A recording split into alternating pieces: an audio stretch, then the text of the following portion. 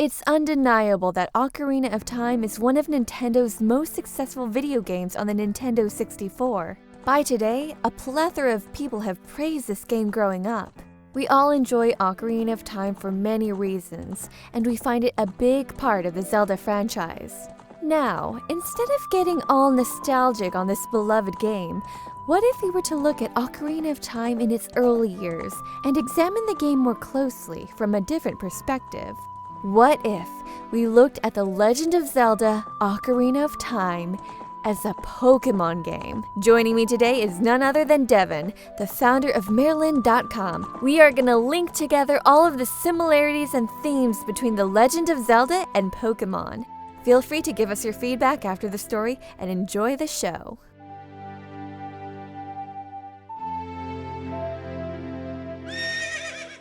Imagine it in your mind.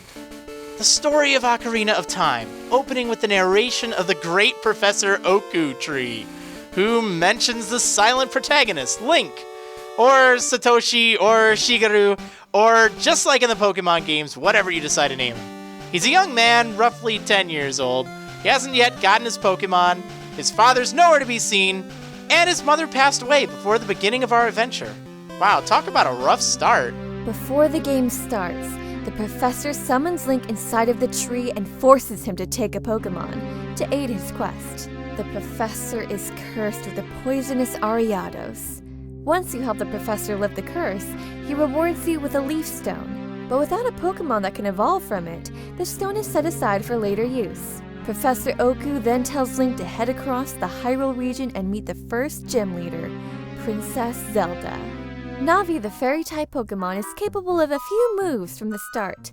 She is equipped with, but not limited to, Chatter, Lock-On, Amnesia, and Flatter. Seems appropriate for that fairy type. She's not the only one with moves, though. Link has a few HM moves right from the get-go, and it's fair to say he gains other HM moves necessary to progress further in the game. From the start, he can use HM01 Cut, HM03 Surf, HM04 Strength, and HM05 Flash. Think about it. Think about it. Later, he gets HM02 Fly and HM06 Rock Smash. He also gets quite a few moves that are less for utility and more for battle, such as, Bone Meringue, Bullet Seed, Fire Blast, and even Teleport. Finally, Link sets off on his adventure and meets the first gym leader, Zelda at Hyrule Castle Gym. All of the guards carry level 100 Nidoking and Charizard, making defeat inevitable. By sneaking past the guards, Link is successful in earning Princess Zelda's badge. But she ran out of badges by the time Link reached her, so she gives him her autograph instead. Zelda's also faced with a problem. Despite being the first gym leader, she can't beat her father, the current champion of the Hyrule region. Her team is far too weak to fight him, and her Pokemon require special stones in order to evolve. When she notices that Link has the Leaf Stone, she comes up with a plan, believing that he may be able to find the rest of the evolutionary stones she needs to evolve her Pokemon. Zelda has Impa, another gym leader, guide Link to find the other two stones she needs to evolve her Pokemon, the Fire Stone and the Water Stone. Impa tells Link to travel to Mount Moon and Route 8 to find the stones Zelda needs. Only then can Zelda become the new Hyrule champion. Link then goes to Mount Moon to obtain the Fire Stone. However, there is only one left and the gym leader, Darunia, will not let him have it until Link proves his worth. Link enters Dodongo Cavern to defeat the wicked level 45 Rhyhorn. With skill and agility, Link defeats the monster and earns the Fire Stone from Darunia. Before heading to Route 8, Link visits the Great Fairy Center so she can heal his wounds and gain full recovery. She certainly hopes to see him again. The quest continues onwards to Route 8 and then into the depths of the Cerulean Cave, where Lord Sea King rests. Link gets disturbing news that Princess Ruto and the Water Stone were swallowed whole by the beast. Rather than search for another Water Stone, Link takes bold action and allows himself to get swallowed up by the Sea King in order to save Ruto along with the Water Stone. By facing many hardships, fighting against a flurry of Tentacool and eventually the dreaded Tentacruel, he manages to save Princess Ruto and secure the Water Stone. Before he can make his way back to the castle gym, Zelda and Impa run past the hero with Ganondorf on their tail. Zelda still hadn't gotten more badges to reward Link, so she threw to him the Ocarina of Time, and he had to fish it out of the moat with HM Dive. Ganondorf had just defeated Zelda's father and is the new Hyrule champion. Zelda flees to train harder in order to defeat Ganondorf. Zelda leaves the Ocarina of Time for Link, which can summon a very rare Pokemon's power when used at the right time. Zelda directs Link to take the stones he's collected to the next gym, the Temple of Time. Upon entering the Temple of Time, Link plays the new Song of Time, places the stones in front of the Door of Time, and then reveals a new passageway. Inside, Link and Navi find the very item that is said to be the most powerful in all the land, the Master Ball, Master Sword. It's capable of capturing anything, even the vilest of villains, Ganondorf.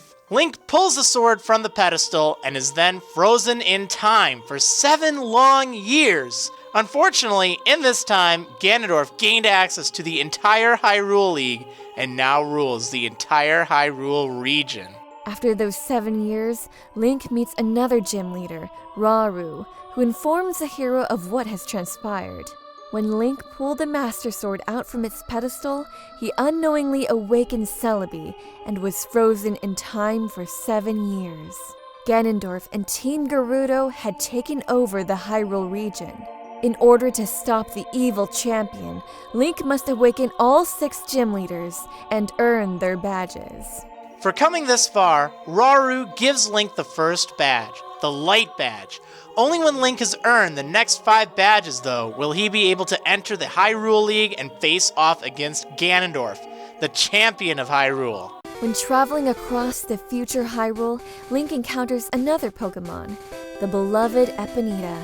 He befriended the Ponyta from Lon Lon Ranch as a child, and now returns to catch her as a Rapidash.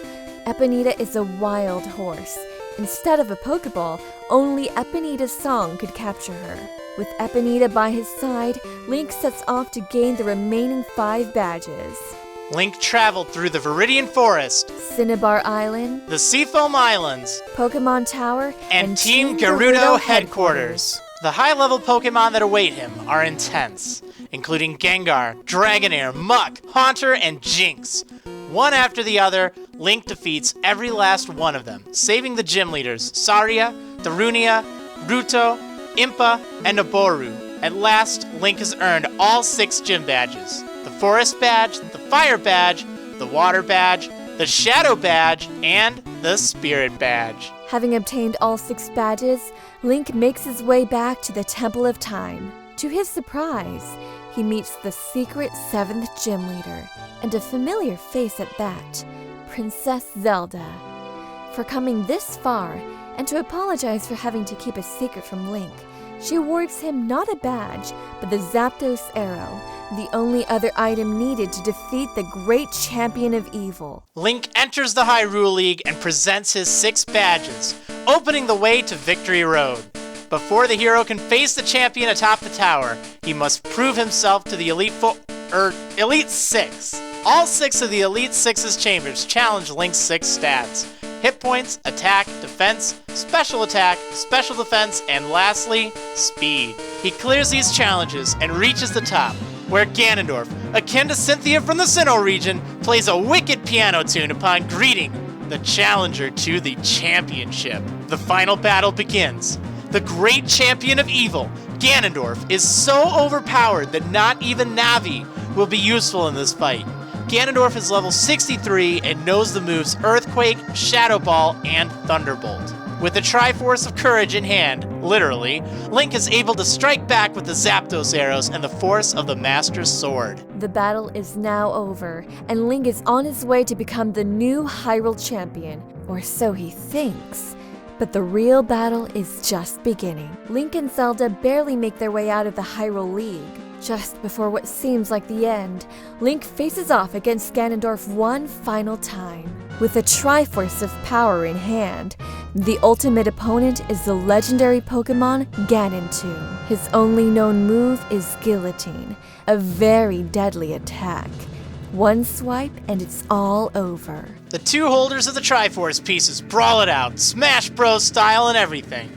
Once Link lands a clear blow, Zelda jumps in and uses Thunder Wave to paralyze Ganon 2. Link gains an X attack and lands the final blow with his Master Sword.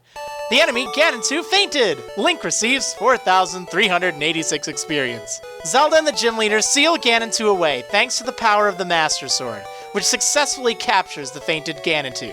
Yes, it captured a fainted Pokémon, because the Master Sword is just that darn powerful! After the battle, Zelda takes Link to the Hall of Fame. He will forever be known as the Hyrule League champion.